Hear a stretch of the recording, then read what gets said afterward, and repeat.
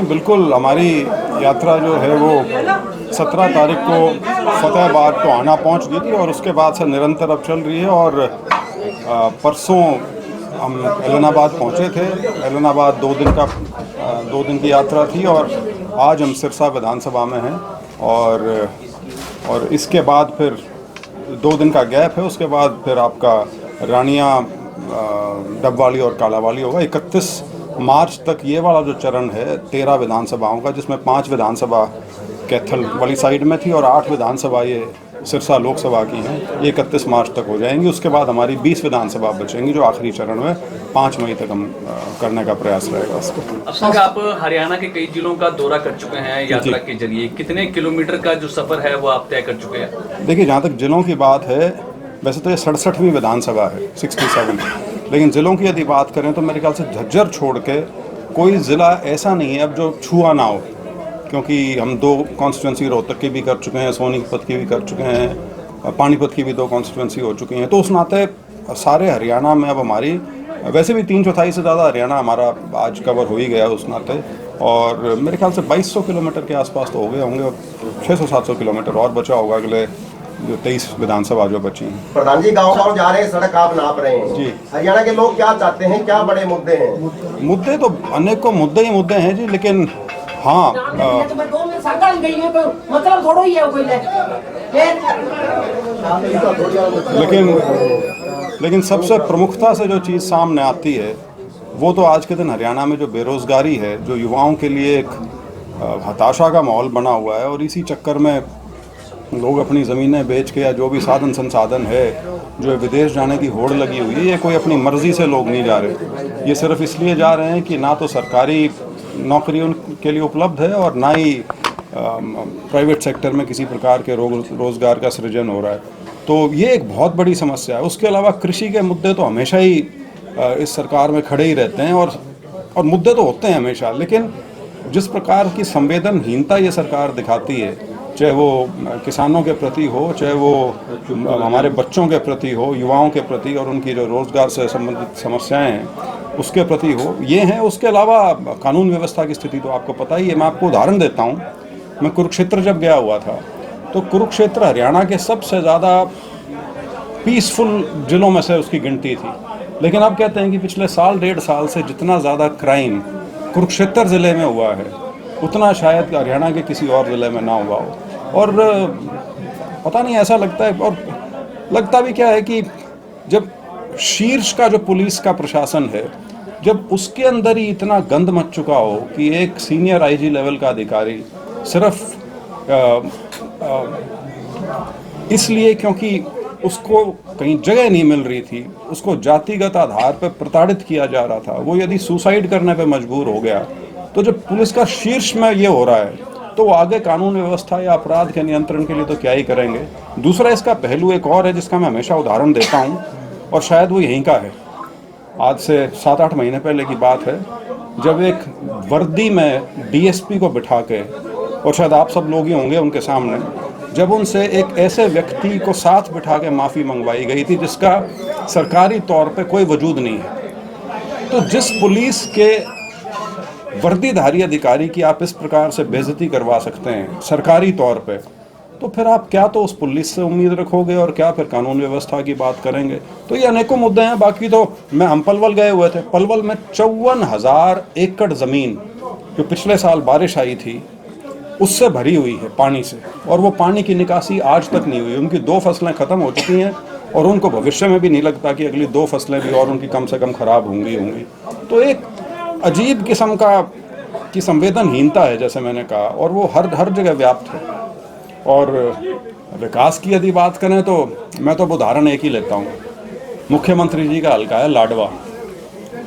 आप कोई साथी वहाँ एक बार ज़रा घूम के आओ, वहाँ की सड़कों पे आपको पता लग जाएगा। जब मुख्यमंत्री के हल्के की हालत ये है तो बाकी प्रदेश में क्या होगी।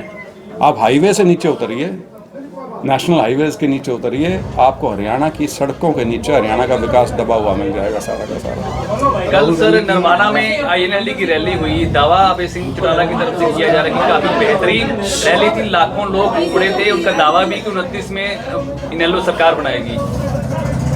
दिल बहलाने के लिए गालिब ये ख्याल भी अच्छा है, आदमी को हौसले में रहना चाहिए। पिछले दिनों राहुल गांधी की यात्रा हुई थी, उस यात्रा से पूरे देश और प्रदेश में बदलाव देखने को मिला था। उसके बाद ये बड़ी यात्रा जो है आप निकाल रहे हैं, कैसा माहौल देखते हैं प्रदेश और देश में? देखिए, मेरा तो हमारी सद्भाव यात्रा के बारे में यही मानना है कि राहुल गांधी जी ने जो प्रयास 2022-23 में किया था भारत जोड़ो यात्रा के माध्यम से, उसका बड़ा नेचुरल फॉलोअप होना चाहिए था कि उस तरह की यात्राएं प्रदेश स्तर पे या जिला स्तर पे या विधानसभा लेवल स्तर पे निकाली जानी चाहिए थी।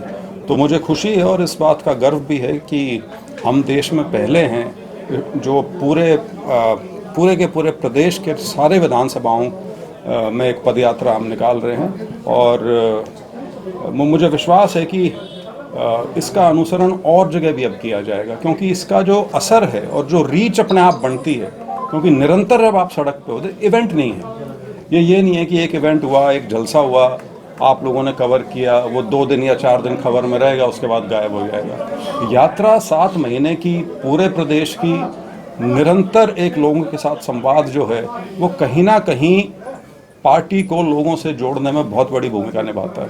राज्यसभा चुनाव हुए अभी राज्यसभा चुनाव हुए हैं, कांग्रेस का जीता है, लेकिन इस सारे मामले में जिस तरह 5 वोट मेरा क्रॉस वोट हुए और 4 डालेंगे, तो 5 के नाम उजागर कर दिए, बाकी 4 के नहीं। कि क्या लगता है आपको, सारे प्रकरण को किस तरह देखते हैं? सर इसी के साथ सवाल है अभय सिंह चौटाला का कहना है कि कांग्रेस अपने 5 बागी विधायकों का नाम उजागर क्यों नहीं कर रही, हालांकि उस वक्त भूपेंद्र सिंह हुड्डा वहीं पर मौजूद थे। नहीं, वो 5 तो उजागर हो गए, उनको तो नोटिस भी जा चुका है। सवाल तो बाकी के 3 का है, क्योंकि परमवीर जी की वोट तो उन्होंने खुद ही बताया कि मैंने वो पूरी फोल्ड नहीं की थी, इसलिए शायद उनकी रद्द की, और उनकी रद्द की गई थी बीजेपी की कंप्लेंट पे। 2 कंप्लेंट्स हुई थी, भरत सिंह बेनीवाल जी की और परमवीर जी की। तो परमवीर जी की तो एक उस नाते कैंसिल हुई है, लेकिन मेन है वो बाकी 3 कौन है, और उनके नाम शायद मेरे ख्याल से इस तरह से नहीं पता लग सकते, क्योंकि अब वो रिटर्निंग ऑफिसर ने कोई खेल खेला है या एक पहले से एक षड्यंत्र के तहत कोई छोटा मोटा ऐसा निशान लगाया गया जो पार्टी का एजेंट नहीं देख पाया, लेकिन रिटर्निंग ऑफिसर को पता था कि ऐसा निशान मिलेगा इसके ऊपर, क्योंकि वो वोट तो पता लगा कि शायद ठीक डली थी, लेकिन उन पर बिंदी बुंदी कोई लगाई हुई थी। तो वो बिंदी तो हो सकता है हमारे इलेक्शन एजेंट ने ना देखी हो या ना ध्यान गया हो, लेकिन बात ये नहीं है। बात ये है कि 1/4 कांग्रेस के करीब 1/4 कांग्रेस के विधायकों ने दगा किया है, वो बिके हैं। बीजेपी तो आपको पता ही है, बिल्कुल बोरियों के मुंह खोल देती है, पैसे की बोरियों के ऐसे।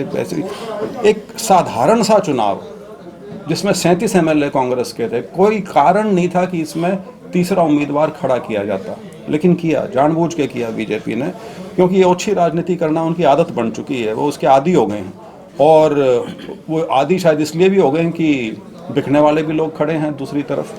लेकिन उससे भी ज़्यादा मैं ये मानता हूँ कि इसको इस तरह से भी देखना चाहिए कि इतने 1/4 MLA यदि आपकी पार्टी के विरोध में अगर वोट डाल रहे हैं, कुछ कैंसिल, कुछ ने डायरेक्ट क्रॉस वोटिंग की है, कुछ की कैंसिल हुई है, तो जिन लोगों को जिम्मेवारी दी हुई है उनको भी तो अपनी जिम्मेवारी माननी चाहिए। सिर्फ ये कह देने से काम नहीं चलता कि ये बिके हैं। बिके तो हैं, लेकिन बिकने की हालत क्यों आई है? शायद कहीं ना कहीं उनको अपना भविष्य जो है उसके ऊपर प्रश्न चिन्ह लगा दिख रहा है, तो सोचते हैं कि 3 साल जो बचे हैं उसमें इसी तरह की हरकतें करके अपना उल्लू साध लो किसी तरह से। चौधरी साहब सर एक मिनट, एक क्लास बोला, सिरसा में गुटबाजी चरम पर है। आपने भी अपनी यात्रा के अंदर देखी है कि सिरसा के 3 स्थानीय MLA आपकी यात्रा से नजारे रहे हैं। आज सिरसा के MLA सिरसा के अंदर खुला दरबार भी लगा रहे हैं, लेकिन कहीं ना कहीं आपकी यात्रा में शामिल नहीं हुए हैं। आपका इस बारे में क्या कहना? कोई बाध्य नहीं है जी यात्रा में शामिल होने के लिए, और हमारी यात्रा अब इन प्रश्नों से ऊपर चली गई है कि कौन इसमें आ रहा है, कौन नहीं आ रहा। उससे हम बहुत आगे जा चुके हैं। ये शुरुआती हफ्ते 10 दिन की चीज़ें थी, कौन आएगा नहीं आएगा। अब हमारी यात्रा हरियाणा के राजनीतिक मानचित्र पर स्थापित हो चुकी है और लंबी यात्रा है। कोई आ जाए ना आए, हो सकता है कल को कोई आ जाए, बहुत से लोग आए भी हैं। हालांकि जिलाध्यक्ष तो आपके साथ कंधा से कंधा मिलाकर चल रही है, लेकिन आपके फादर साहब जब यहाँ पीसी करने आए थे तो उन्होंने अनाउंस किया था कि जो है विधायक, पूर्व विधायक या ex-MP वो भी साथ इंक्लूड होंगे। नहीं, देखिए, ये सद्भाव की यात्रा है। अगर किसी को इससे आपत्ति है, वो नहीं आना चाहता तो ना आए। हम किसी के पांव पकड़ने नहीं जाएंगे इसके लिए। आप अगर इस मुहिम का हिस्सा बनना चाहते हैं, एक लड़ाई जो कांग्रेस पार्टी के लिए हम सड़क पे लड़ने लग रहे हैं एक लंबी यात्रा के माध्यम से, अगर आप उसका हिस्सा नहीं बनना चाहते तो आपको मुबारक हो। क्या है उसमें? मैं तो एमएलए भी नहीं हूँ। आप जिनकी बात कर रहे हैं वो तो पदाधिकारी हैं सारे के सारे। वो मेरी यात्रा में ना आए कौन जबरदस्ती कर सकता है? क्या यात्रा की रिपोर्ट ऊपर हाईकमान तक पहुंचाई जाएगी? कौन शामिल हुआ और कौन नजर रहा? नहीं, वो तो जब मैं 2 बार राहुल गांधी जी से मिला हूँ, उन्होंने सीधे यही सवाल पूछे हैं मेरे से यात्रा के बारे में। लेकिन मैं चुगली करने का आदी नहीं हूँ। ब्रजेंद्र सिंह जी, चुनाव में लोग एक मिनट तो मैंने तो सबका साथ और सबका सहयोग मिला है यही कहा है, लेकिन उनको जानकारी है सारी की सारी। चुनाव में लोग कहते थे, आज भी कह रहे हैं कि सारे कांग्रेस एक हो तो हरियाणा में कांग्रेस की सरकार बन सकती है। तो लोगों को वो फार्मूला नहीं मिल रहा है, ना ही आप बड़े नेताओं को मिल रहा है। क्या फार्मूला निकलेगा इसका? बन सकती नहीं है जी। कांग्रेस आज के दिन भी हरियाणा में सबसे मजबूत राजनीतिक दल है, लेकिन ये जो जानबूझ के 11-12 साल तक संगठन जो नहीं बनने दिया था, ये इसीलिए नहीं बनने दिया था कि लोगों की जो अपनी निजी दुकान पार्टी के माध्यम से वो चला रहे हैं वो जमी रहे। अब संगठन बन गया है, जिला स्तर का, प्रदेश स्तर का भी मेरे ख्याल से जल्दी कार्यकारिणी वगैरह बन जाएगी। तो अब आप पाएंगे धीरे धीरे चीज़ें बदलेंगी, लेकिन अगर आप ओवरनाइट चेंज एक्सपेक्ट कर रहे हैं वो नहीं होगा, क्योंकि आदतें बिगड़ी हुई हैं कई साल से। सर, इशारा कहाँ है? किसकी निजी दुकानें हैं? बहुत से हैं। ये जो चीफ मिनिस्टरशिप का भूत चढ़ा हुआ है हरियाणा के सारे नेताओं पर, जब तक ये भूत नहीं उतरेगा तब तक आप बीजेपी से लड़ नहीं पाएंगे पार्टी के तौर पर। विपक्ष बुखला गया है आपकी यात्रा को देख के, कटाक्ष कर रहा है कि 10 साल बीजेपी में रहे, उसके वो एक कोई किसी को बनाता नहीं भाई। आप में सामर्थ्य होता है तो ही आपकी पूछ होती है। यूँ राजनीति में कोई चीज़ परोस के कभी कहीं नहीं दी जाती। ये ज़रूर है कि निकोलस क्लाइन हुए हैं एक अमेरिका के ट्रेड यूनियन लीडर, उन्होंने बहुत अच्छी चीज़ कही थी, किसी भी ऐसे आंदोलन या मुहिम के बारे में जिससे स्टेटस को या यथास्थिति बदलने का अंदेशा हो, तो उसमें पहली स्टेज होती है कि वो आपको इग्नोर करते हैं, दूसरी स्टेज होती है वो आपका मजाक उड़ाने की कोशिश करते हैं, तीसरी जब होती है, वो दोनों स्टेज जब उनकी फेल हो जाती हैं, फिर वो आपसे लड़ते हैं, और जब आपसे लड़ते हैं तो आप जीत जाते हैं। तो हमारी यात्रा यही है। सर, अभय सिंह चौटाला का रैली के जरिए बयान था कि कांग्रेस और बीजेपी पे हमला बोल रहे थे, एक सापनाथ और एक नागनाथ, इसलिए दोनों एक जैसी पॉलिटिक्स करते हैं, इसलिए हमने राज्यसभा चुनाव से किनारा किया। यार देखो, मेरे को ना इस तरह की शब्दावली का राजनीति में जो प्रयोग होता है ना, इनकी सुर्खियाँ ज़रूर बनती हैं, लेकिन ये छोटी बातें हैं। मतलब नागनाथ, सांपनाथ, इनकी पार्टी का इतिहास सारा का सारा बीजेपी के साथ रहने का है। पिछले कुछ साल को छोड़ के देख लीजिए, तो पिछले भी क्यों छोड़ दो, पिछली सरकार में भी वो भी इन्हीं का धड़ा था पार्टी का, वो भी सरकार का हिस्सा था, पूरी तरह से हिस्सा था। तो इनका बीजेपी के बारे में कुछ कहना ऐसा ही है जैसे मतलब अपनी झेप मिटाने के लिए कुछ बोलने वाली बात हो। इनको तो अभी मौका मिला होता तो ये दोनों वहाँ, इनकी वोट आपको मैं बीजेपी के independent, so called independent candidate के लिए भी डली दिखाता। वो तो बीजेपी इतनी कॉन्फिडेंट थी कि उन्होंने कांग्रेस में इतनी सेंधमारी कर ली है कि शायद इनको पूछा नहीं। वो तो खुशकिस्मती है करमवीर बौद्ध जी की कि बीजेपी वाले की एक वोट कैंसिल हो गई, नहीं तो ये तो सारा खेल हो गया था। ये तो सर, सिरसा में यात्रा चल रही है और सिरसा की सांसद आपकी यात्रा में शामिल होंगी? देखिए, वो मेरी यात्रा में 2-3 बार आ चुकी हैं।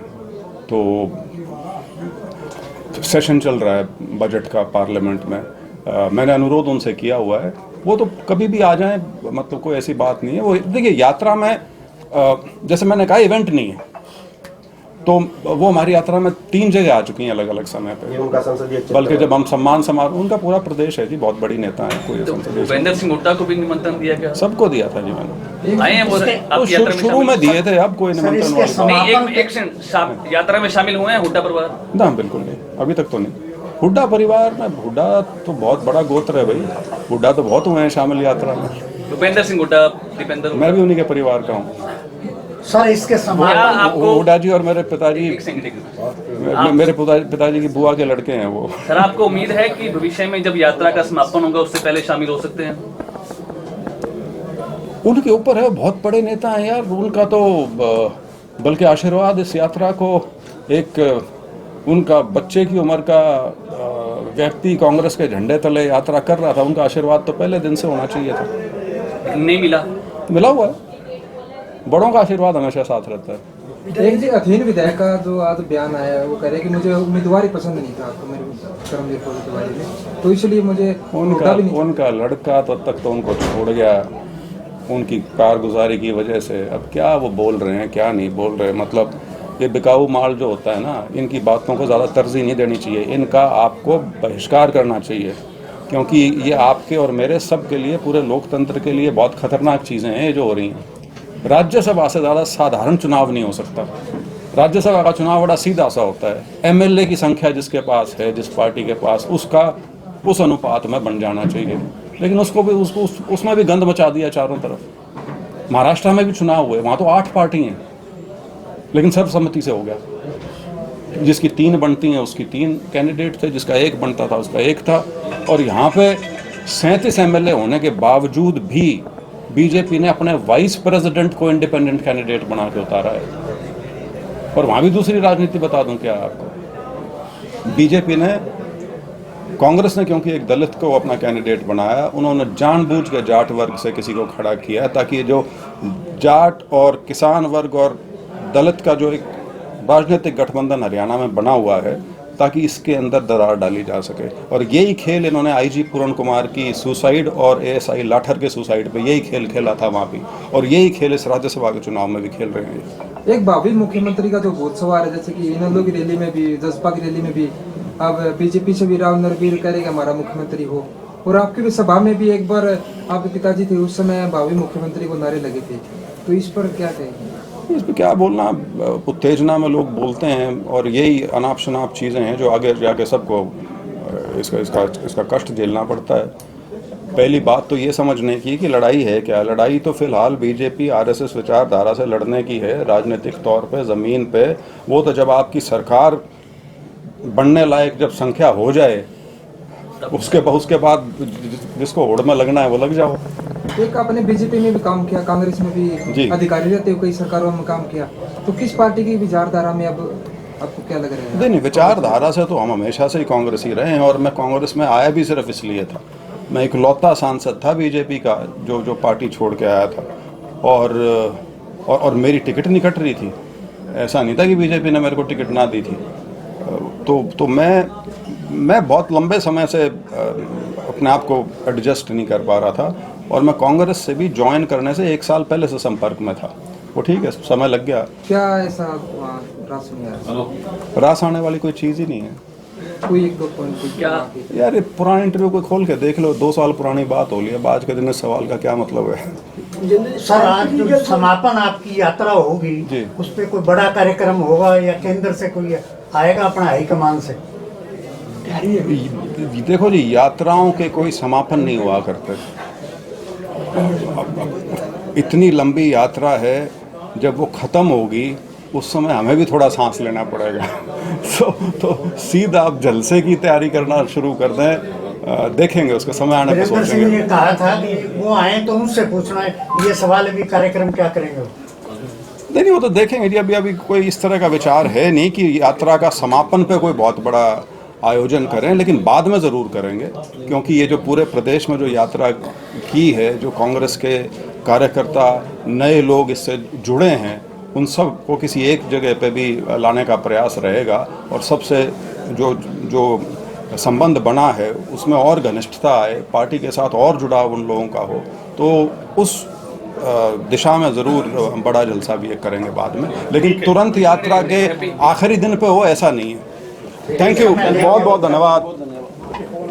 आराम करने के बाद होगा। Thank you.